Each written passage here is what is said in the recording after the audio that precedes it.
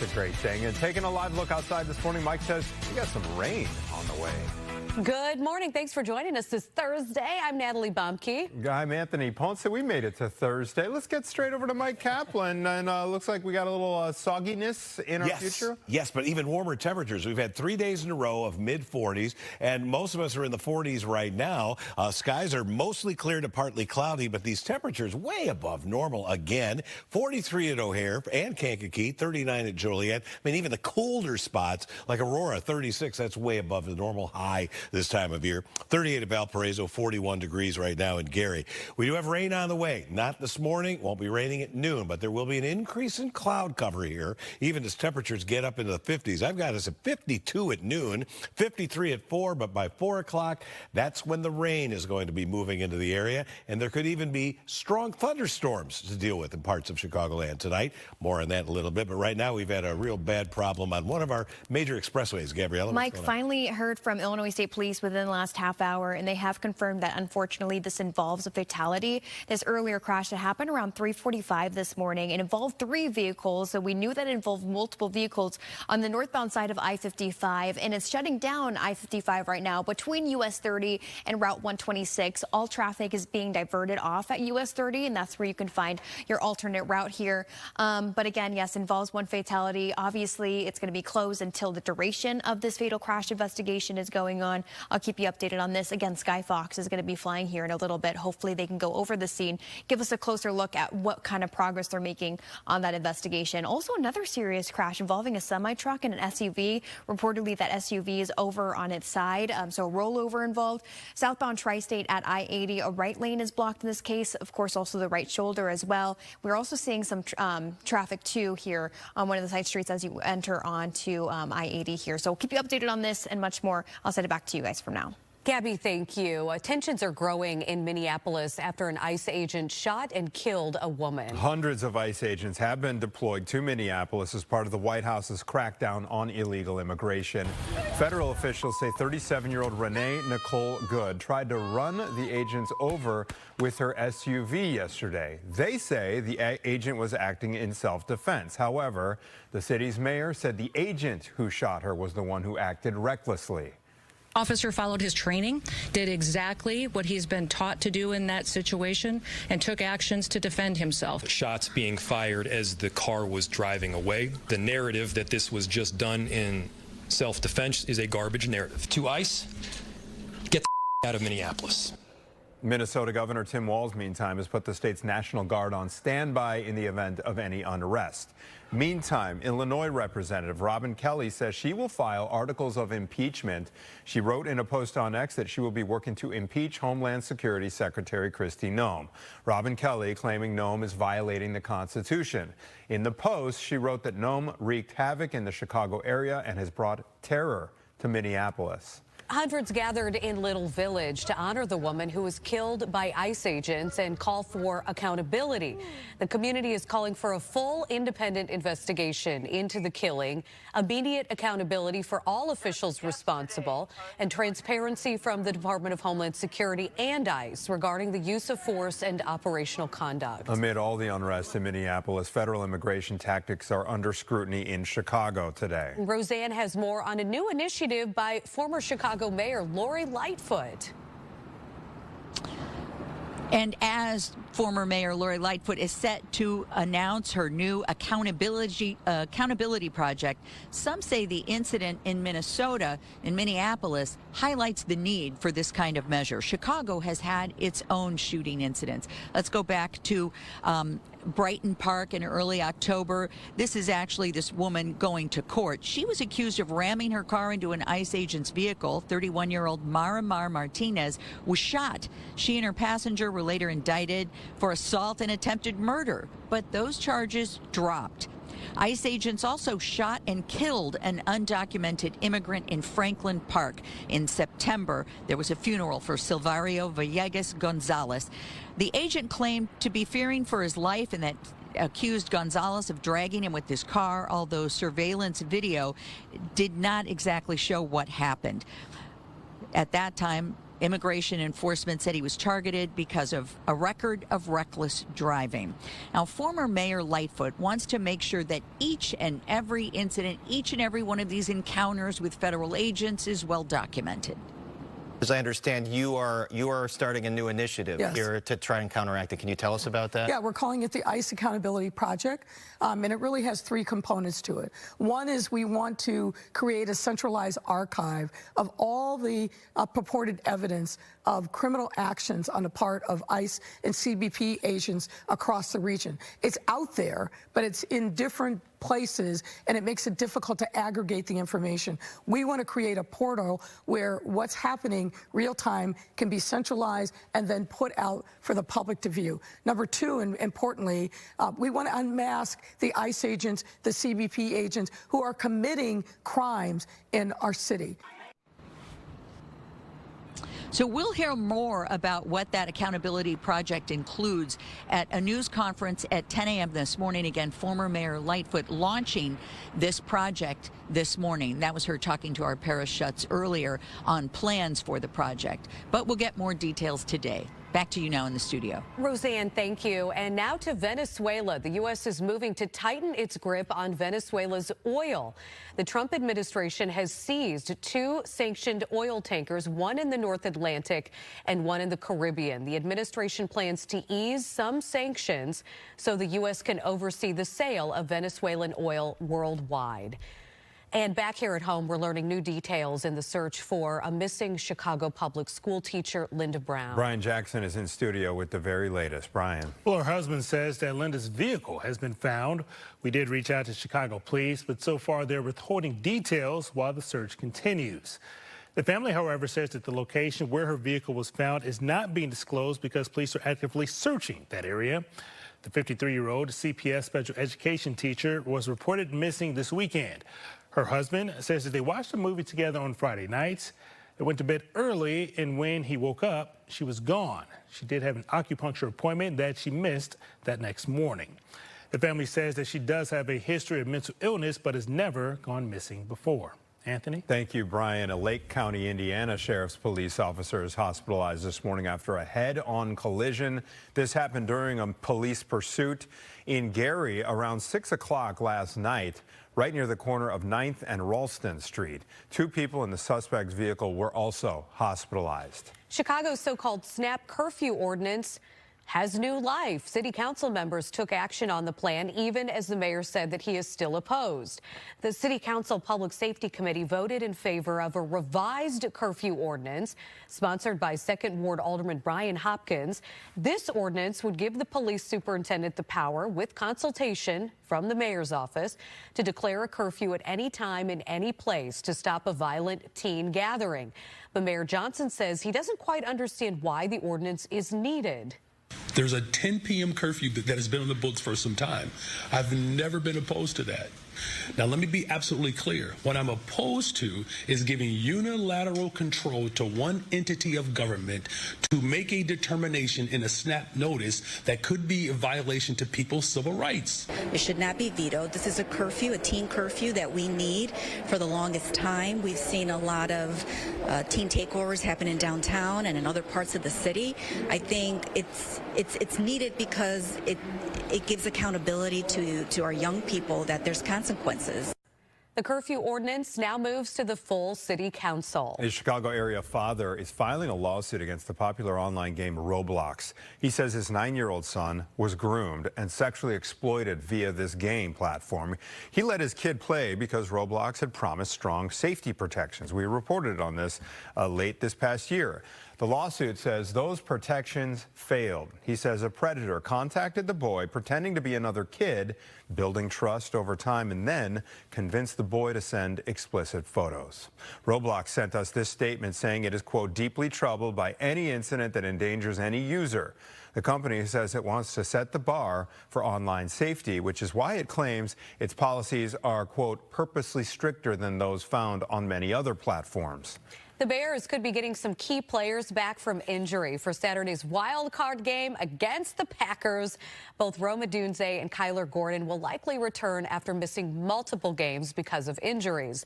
Now, for the players on the Bears who have not been to the playoffs, the feeling of this week obviously entirely new.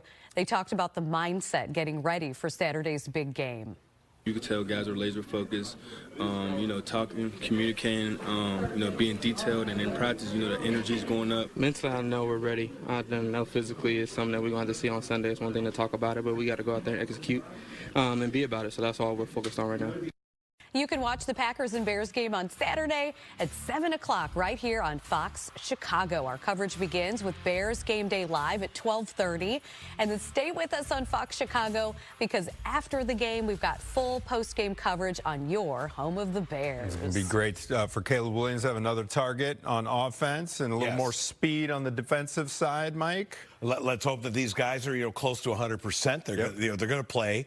You don't want to sit anybody out unless they're missing a leg or something. Exactly. That's it. This is go for it all here. And the weather, there may be a little bit of snow falling during the game. Not expecting any kind of a big storm, but it will be colder than what we have now. Another one of these strange days, folks, where we're going to be talking about rain, thunderstorms, and unseasonable warmth on the way. But we do go from spring back to more wintry weather here. Unseasonably mild today into tomorrow morning, mid to upper 50s on the way for several hours. Rain arrives this afternoon with thunderstorms possible tonight, and some of those storms could have really strong winds. There's a small risk of some severe weather in the area. Light snow, likely Saturday with little accumulation expected. Maybe somebody gets a slushy inch or so out of it. That'd be it. We've got 36 in Aurora. That's the cold spot. 41 at Midway, 43 at O'Hare, 39 now at Maryville, Valparaiso 38, and in Gary, Indiana, it is 41.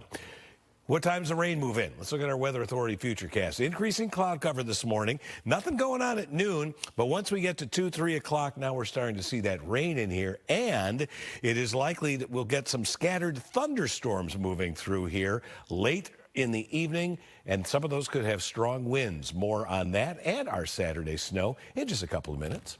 All right, thank you so much, Mike. Nick Reiner's arraignment was delayed yet again, this time after a shakeup within his legal team. We'll have details on that when we come back.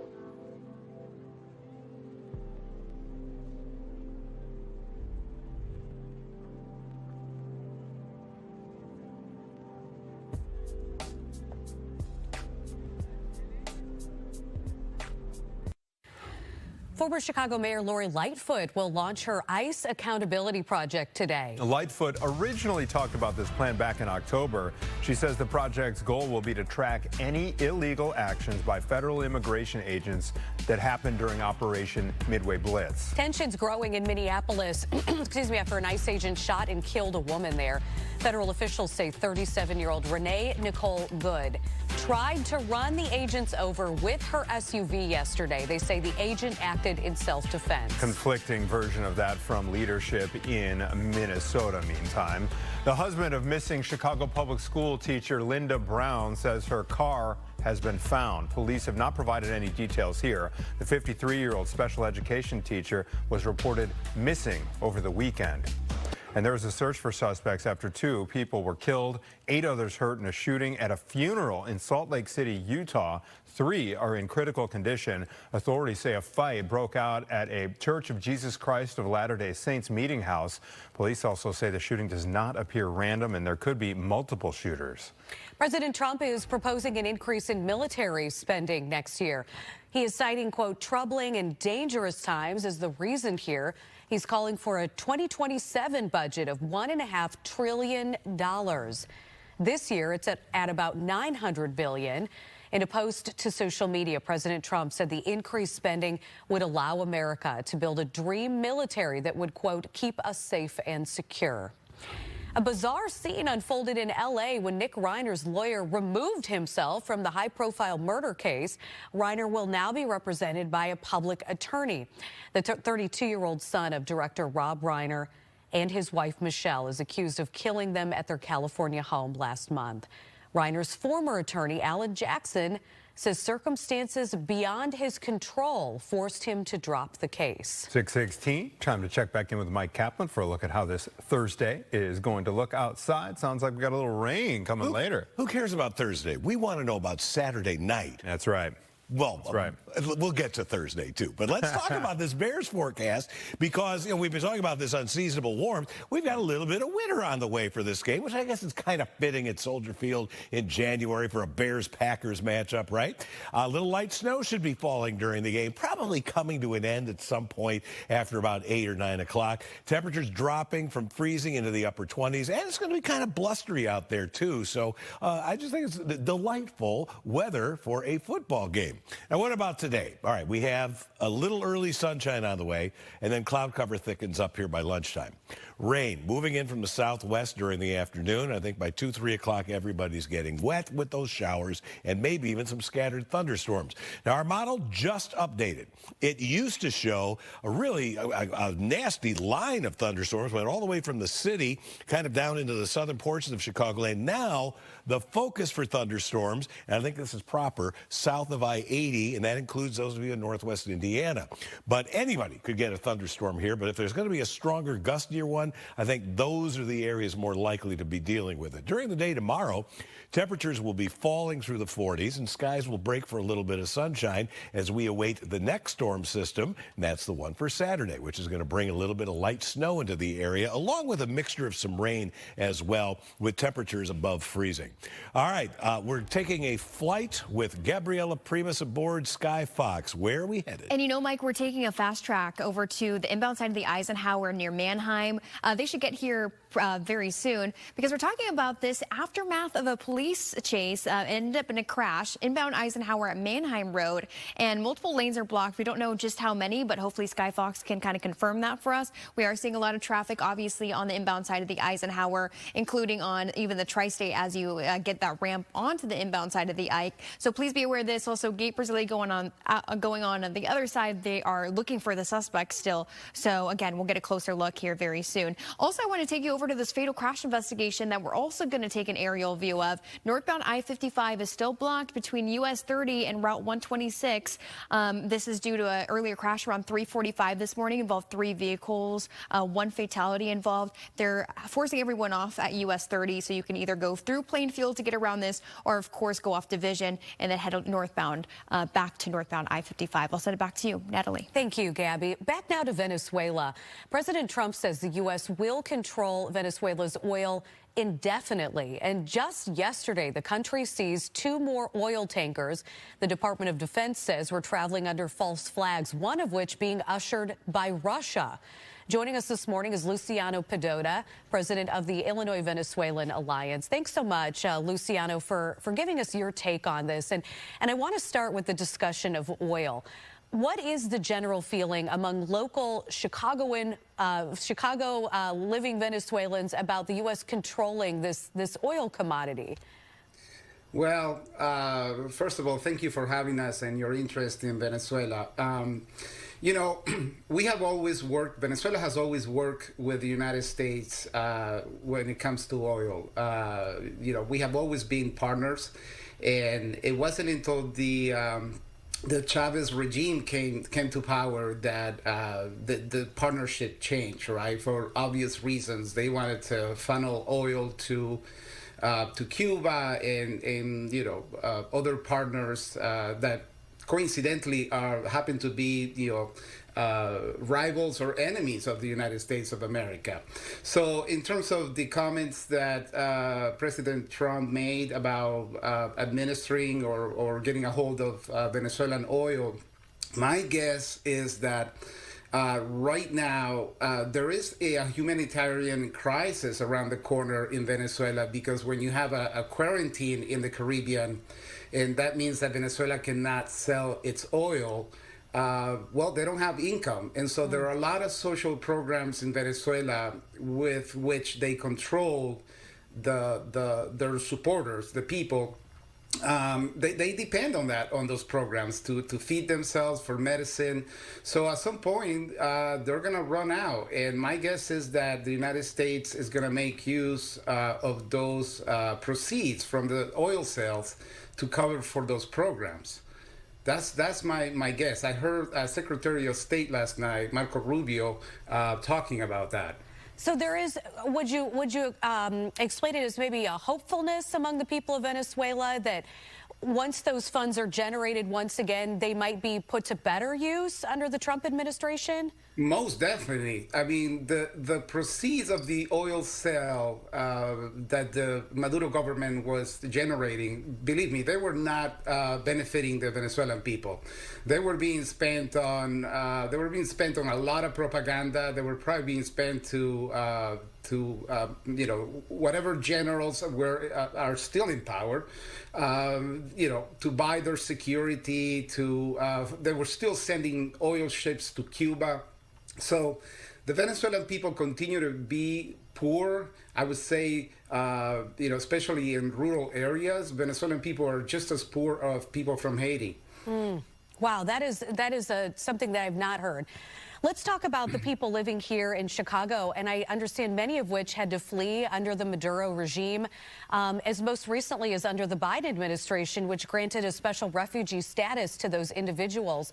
Have you spoken to any people who have migrated here recently that maybe are discussing the possibility of moving back to Venezuela if the situation does improve under the Trump administration? Yeah, I mean, it's kind of a mixed bag. There are people who are here and they're legal. I mean, some of them lost TPS, but then, you know, Marco Rubio said that they could apply for asylum. So some of them have applied for asylum, and some of them had already applied. So, and those who didn't and had TPS and lost it, you know, some of them are going back. I spoke to a person last night, actually, who said, you know, I've decided to go back, and you know, they're hopeful that things are going to get better. And we're already starting to see signs that things are going to change. One of the helicoide in Spanish is a center of torture, basically, you know, is being dismantled by demands of the U.S. government. So, you know, I think that if we manage to transition into a democracy, and it's a peaceful transition, I mean, Venezuelans are hopeful to, some Venezuelans are hopeful to go back. Some of them are already here in the United States that have been here with TPS for some years. And, you know, they're settled, their kids are going to school. So, you know, there's a community of Venezuelans who are newcomers to the U.S., and they will more likely like to stay. So you're going to get a little bit of both. All right, Luciano Pedota, thank you so much with the Venezuelan Alliance here of Illinois. We appreciate your feedback because it's such a unique one and it's not a perspective we often get to hear. So thank you. Anytime you want to have us. Thank you so much. 6:24 now this morning, the U.S. government is issuing new guidelines on how you should structure your diet. So what should we be focusing on now? We'll talk about it next. Working in the building trades, I learned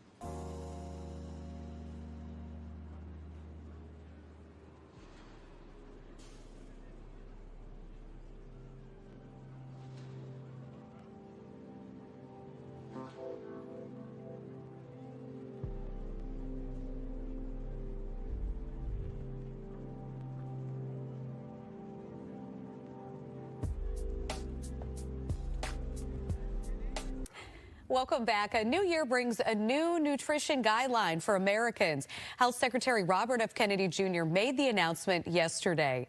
The new guidelines push Americans to eat more whole foods with protein and less added sugar. They basically invert the nutrition triangle that we're used to seeing, putting those whole grains at the bottom. The guidelines also take a new stance on highly processed foods, urging people to avoid packaged, ready-to-eat foods like chips, cookies, and candy. Recent data show that fruits, vegetables, dairy, and proteins, including eggs, pork, and ground beef, are becoming even more affordable every day. This study in JAMA now shows that 60% to 70% of kids are getting their calories from ultra-processed foods. That's an epidemic. Meanwhile, the guidelines also rolled back on alcohol limits. Now, they were previously 2 drinks per day for men, 1 for women. The new recommendation is to, quote, consume less alcohol for better health overall. Millions of student loan borrowers could soon be forced to pay up. The Trump administration is restarting wage garnishment for those in default. The federal government can take up to 15% of your after-tax wages if you are in default. About 1,000 borrowers should be receiving the warning this week. Borrowers go into default when they are 270 or more days past due payments. Yikes. All right, Mike, how we doing outside at 6:27 on the Thursday? Unusually mild, a time of year where we often are dealing with huge snowstorms. Instead, we're talking about near record warmth, showers, even thunderstorms, which could have gusty winds here tonight. I have the complete forecast, which does have a little bit of winter in it, coming up. Has your business been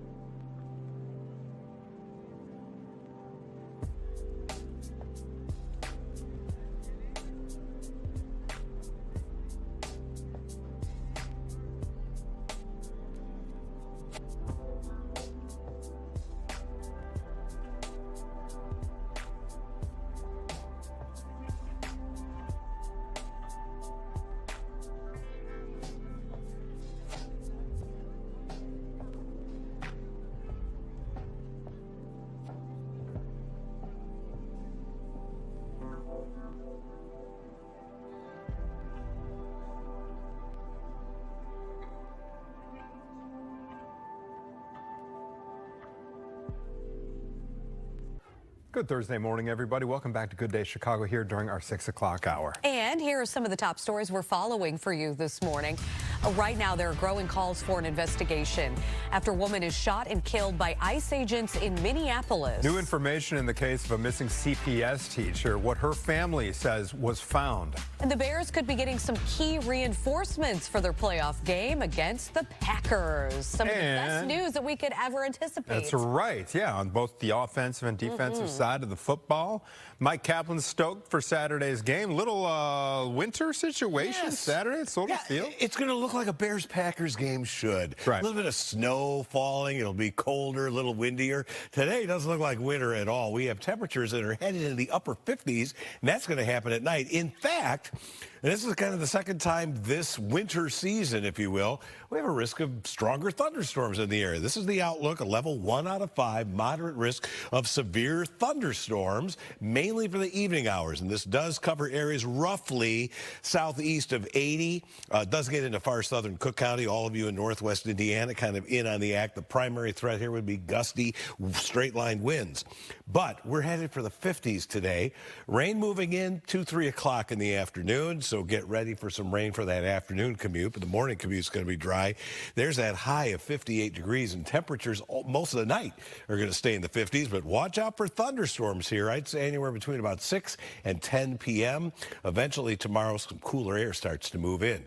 We have decent flying weather today, which enables Gabriella to use Skyfox. We do, Mike, and it's a good thing that we have Skyfox up because there's a lot of things going on around Chicagoland. Remember I told you about that manhunt that's going on over on the inbound side of the Eisenhower at Manheim Road? Well, it looks like they're now just closing down. Oh, excuse me. It looks like things are changing here. There we go.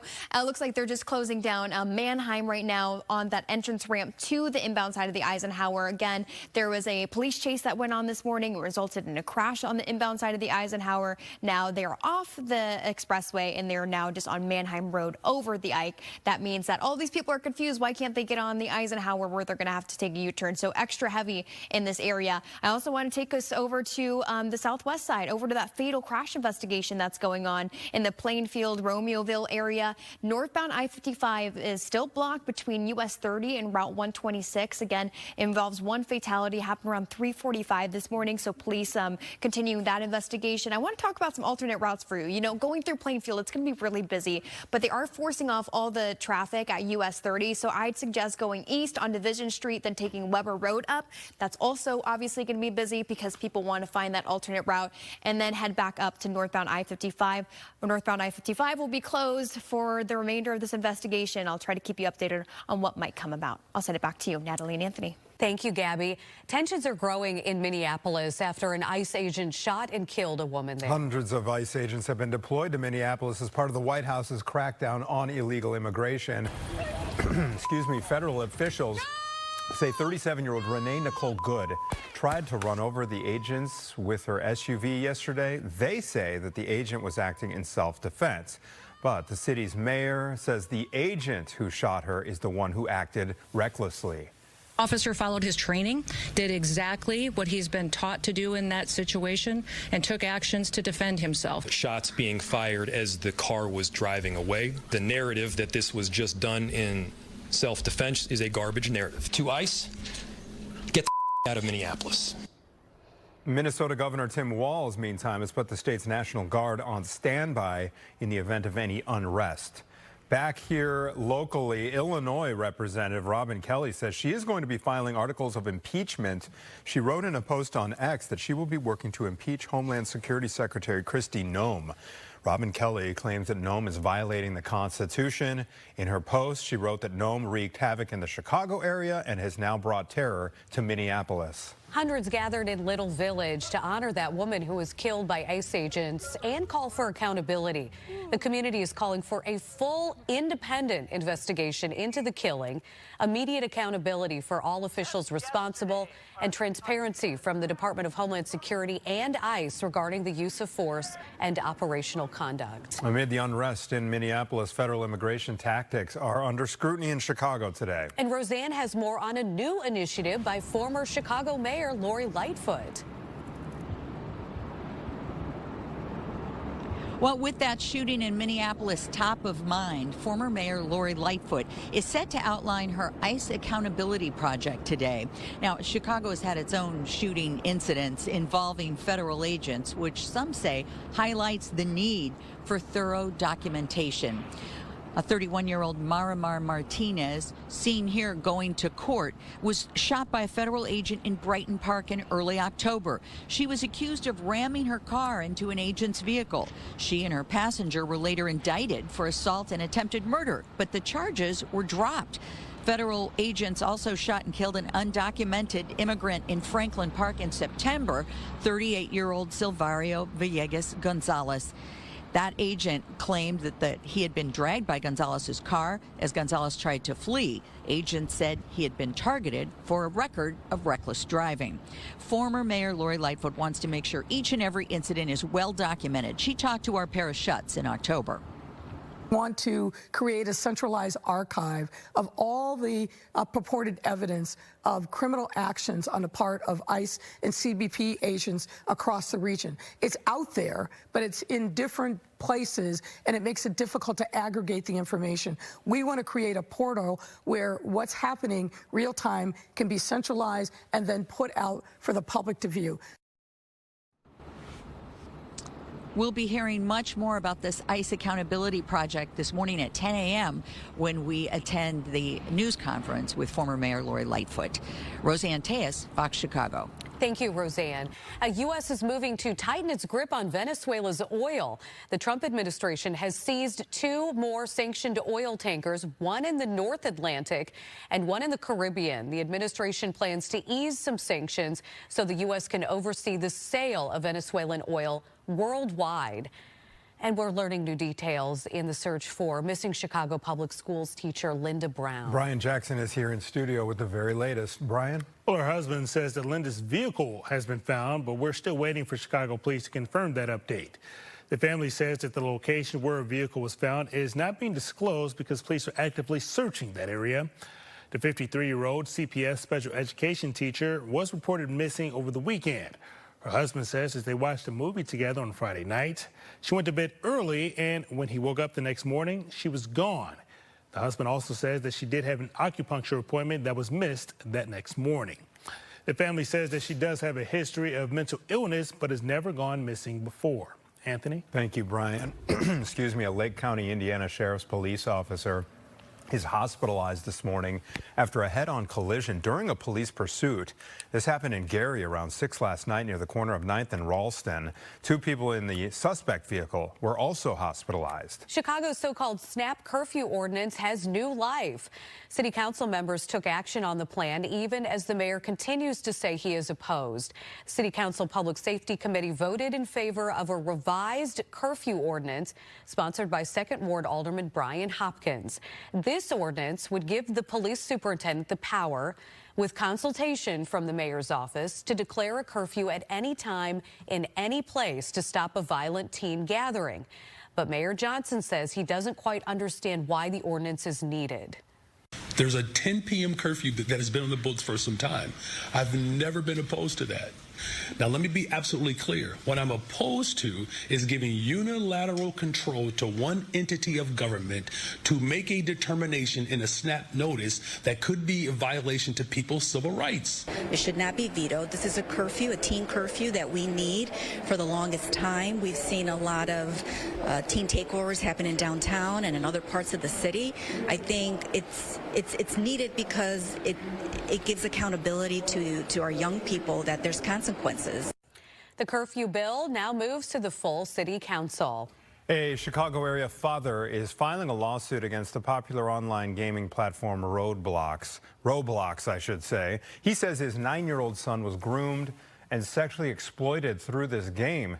He let his kid play because Roblox had promised strong safety protections. The lawsuit says those protections failed. He says a predator contacted the boy pretending to be another kid, building trust over time, and then convinced that boy to send explicit photos. Roblox sent us a statement saying it is deeply troubled by any incident that endangers any user. The company says it wants to set the bar for online safety, which is why it claims its policies are, quote, purposely stricter than those found on many other platforms. The Bears could be getting some key players back from injury for Saturday's wild card game against the Packers. Both Rome Odunze and Kyler Gordon will likely return after missing multiple games because of injuries. Now, for the players on the Bears who have not been to the playoffs, the feeling this week obviously entirely new for them. And they talked about the mindset getting ready for Saturday's big game.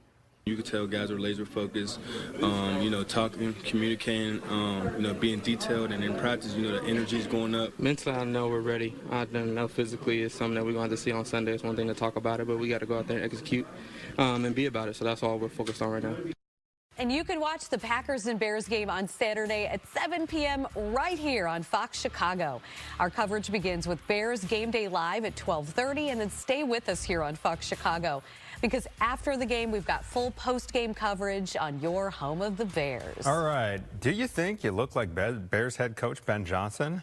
Well, Bedford Park is doing a look-alike contest tonight. It runs from 5 to 8 at Wintrust Sports Complex. Any age can enter. Just show up looking the part. First place, $1,000 gift card, okay? Plus year-long freebies. Second and third place will also take home cash and other prizes. How I wish I was a judge at this contest. You show up shirtless? Show up shirtless? Well, I wonder whether somebody's going to do that because of his famous move there. Yes. What everybody got, like hot dogs, free hot dogs. That's right. Yeah. So, but I want to know, is this going to be something that's done by like crowd applause, or is there a panel of judges coming in there to? By the way, on that note, the Wiener Circle, did you see what they posted? They're going to give free hot dogs away? If Dennis Allen does the Macarena. Okay. So there we go. Okay. Putting that out there for our friends up at the Wiener Circle. Well, I hope Dennis Allen has got something better planned for the defense this week. We're going to need them to step up. The weather for the Bears game, there's probably going to be a little bit of snow coming down, but that's not our concern today. And for the kids going to school here shortly, I would say a lighter jacket than they may have had to wear. It was certainly what you'd expect to wear in January. In fact, look at these temperatures this afternoon. It'll be in the 50s, but let's make sure that the kids have a waterproof jacket, because even though it's dry now, on the way home, we're going to have some rain in the area, but it will be all rain. We've got 41 at Midway in Chicago's Lakefront, 41 in Merrillville, 41 at Woodstock, a pretty popular number. O'Hare, one of the warm spots, where it's 43. We're going to hit, eventually, 58. That will happen shortly before midnight, and there's going to be showers, even some thunderstorms in the area. I think that rain gets moving in here kind of 2, 3 o'clock-ish. You'll get into it a little sooner southwest of the city, a little bit later, say, in Lake County, Illinois. 45 tomorrow morning. We'll have a high tomorrow after these thunderstorms get out of here tonight. The high tomorrow happens at midnight. The record, by the way, is 60 tomorrow. We're going to be mighty close to that. And this is one of the oldest records on the book. I think it goes back to 1880. Don't hold me to that. It's not like I know it off the top of my head. I did look up that record a little while ago. Saturday, winter comes back, kind of, sort of. We'll still have a high of 40, a little rain, snow mix. But I think for the Bears game, there could be a couple of snow showers around. No big accumulation expected. 32 on Sunday, then back to the low 40s Monday and Tuesday. Another little rain-snow combo, not a biggie on Wednesday. Natalie? Thank you, Mike. Plenty more to come here on Good Day Chicago. Why President Trump is now making a push to increase defense spending. Lawmakers on Capitol Hill are pushing back on plans to acquire Greenland. Plus, a report from the Chicago Public Schools Inspector General finds massive fraud and some shocking details inside CPS. We'll be right back. Fox 32 News is brought to you.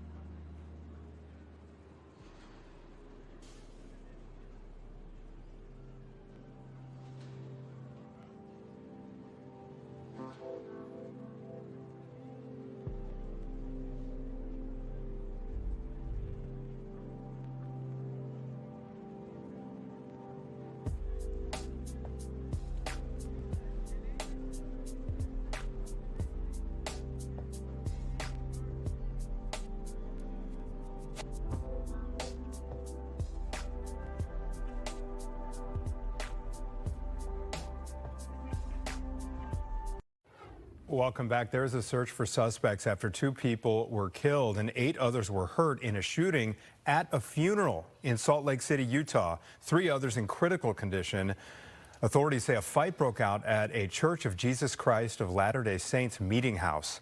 Police also say the shooting does not appear to be random and there could be multiple shooters. President Trump is proposing an increase in military spending next year.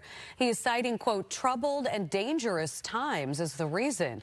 He's calling for a 2027 budget of $1.5 trillion. This year we sit at about $900 billion in defense spending. In a post to social media, President Trump said the increased spending would allow America to build a dream military that would, quote, keep us safe and secure. Tensions over Greenland are heating up, but support for any military move is fading on Capitol Hill. President Trump has renewed his push to take over the Danish territory, but lawmakers from both parties say that using force would be a non-starter. Danish officials warn an attack could fracture NATO. The White House will not rule out military action, but Republicans in Congress say they would not support it, calling any move without approval illegal. To invade Greenland would be weapons grade stupid. All this stuff about military action and all that, I don't think it's I don't even think that's a possibility. It's one, not a present threat, and so they have duly elected president, so he doesn't have the authority without Congress. European allies continue to back Denmark here. Secretary of State Marco Rubio is set to meet with his Danish counterpart next week to try to cool tensions. A bizarre scene unfolding in L.A. when Nick Reiner's lawyer removed himself from the high-profile murder case.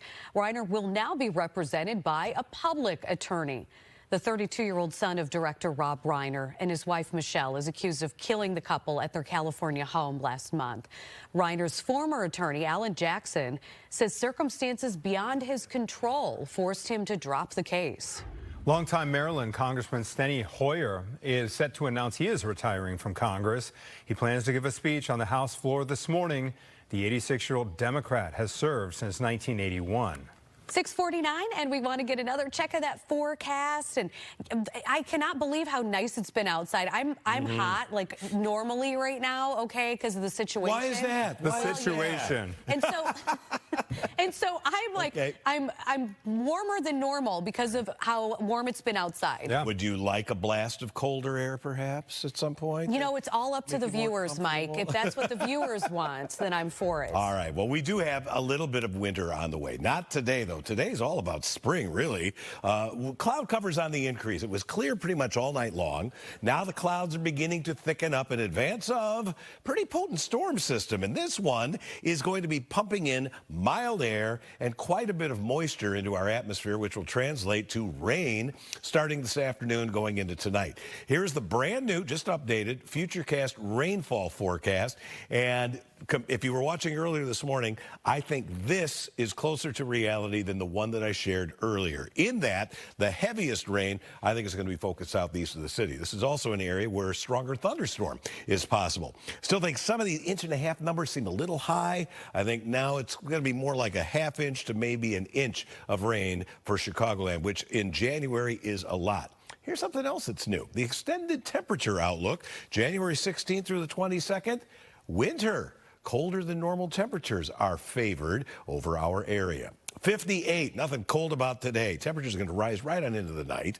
Rain getting in here 2, 3 o'clock in the afternoon. And tonight, particularly between about 6 and 10 p.m., I think there'll be some scattered thunderstorms around here. Gusty south winds at 15 to 25. Some of those storms could have some stronger wind gusts, so we'll stay on top of that. Be weather ready in case we get a warning here or there. 58 happens at midnight tomorrow. Temperatures fall into the 40s in the afternoon, and tomorrow's going to be dry. Then on Sunday, mixture of rain and some snow. I'm unimpressed with the accumulation prospects for that. I mean, there may be enough to coat the ground, but I think there'll be some snow falling during that Bears-Packers game. A little bit of a bump back up Monday and Tuesday, then a chance for some light rain or snow combo on Wednesday. Gabrielle is here now for our pre-7 a.m. update. And what are we looking at below Sky Fox? You know, Mike, and I'm really on Sky Fox, just getting over to I-55. This is the Plainfield, Romeoville area. Remember that fatal crash investigation that's going on in the northbound side of I-55 between US 30 and Route 126. Well, here's a look at it. And we know that one person died, unfortunately, in this crash this morning. 3 vehicles were involved. Now, Illinois State Police, they can't confirm. So I put out a note to Romeoville PD because there's, I don't know if you could see it, but there's a big hole in this sound barrier wall right here. You can see it right about now. There were initial reports that maybe a vehicle went through the sound barrier and onto the expressway. I don't know. It kind of seems to be the case maybe now that we're looking at this live picture of Sky Fox over this. They are letting some traffic through because all these vehicles were stuck between US 30 and 126 when they closed it down. So finally, I think they're letting them pass just for the time being until they can continue, this fatal crash investigation. So I'll try to get more information about this. But again, US 30 is where all traffic is being diverted. I would travel east on Division and go up Weber Road instead of going through Plainfield this morning. Also over in Highland Park, there's a crash that's finally cleaning up. There are those 2 tow trucks there, courtesy of Lake County Passage is where this photo is from. This was US 41 going northbound at Half Day Road. Again, this should be clear. I'll give you your drive times here coming up. Former Chicago Mayor Lori Lightfoot will launch her ICE accountability project today. Lightfoot originally talked about this plan back in October. She says the project's goal will be to track any illegal action taken by federal immigration agents during Operation Midway Blitz. Tensions growing in Minneapolis after an ICE agent shot and killed a woman there. Federal officials say 37-year-old Renee Nicole Good tried to run the agents over with her SUV yesterday. They say the agent acted in self-defense, but the city's mayor said the agent who shot her had acted recklessly. The husband of missing Chicago Public Schools teacher Linda Brown says her car has been found. Police have not provided any other details. The 53-year-old special education teacher was reported missing over the weekend. Just days after the Chicago School Board voted to raise property taxes, a scathing report from the CPS Inspector General finds massive fraud within CPS. It includes $1 million in fines that CPS has agreed to pay the government after admitting to submitting fraudulent grant applications involving student enrollment data. The report also highlights a former CPS principal who left to run a charter school in Indiana, but not before defrauding the district out of nearly $89,000 in a phony billing scheme. In total, the IG's office received more than 1,200 complaints. With a district of this size, with a budget of this size, history has shown there's plenty of opportunities for abuse and wrongdoing, and that's why it's important that we work these cases. The Inspector General's report also found a special education teacher with CPS was operating an OnlyFans page. It included explicit videos and photographs of herself. Some of them were reportedly taken inside her school's bathroom. Warner Brothers Discovery rejecting the latest takeover offer from Paramount. The media company says it remains committed to the $82 billion deal it reached in December to sell its streaming service, Studio, and HBO to Netflix. It says the Paramount deal does not include enough compensation, though, to pay for breakup fees if it abandons its merger with Netflix. Paramount, though, claims it matched the Netflix figure. The 2026 award season continues with nominees announced for the Actor Awards, formerly known as the SAG Awards. One battle after another scored a record 7 nominations, while Sinners received 5 nods. Hamnet and Marty Supreme each earned 3 nominations. Harrison Ford will be honored with the Guild's Lifetime Achievement Award. The Actor Awards will take place March 1st. And many of those films at the top of Jake's top 10 list. Sinners of and the Leo movie, right. Plenty more Good Day Chicago ahead. Keep it right here.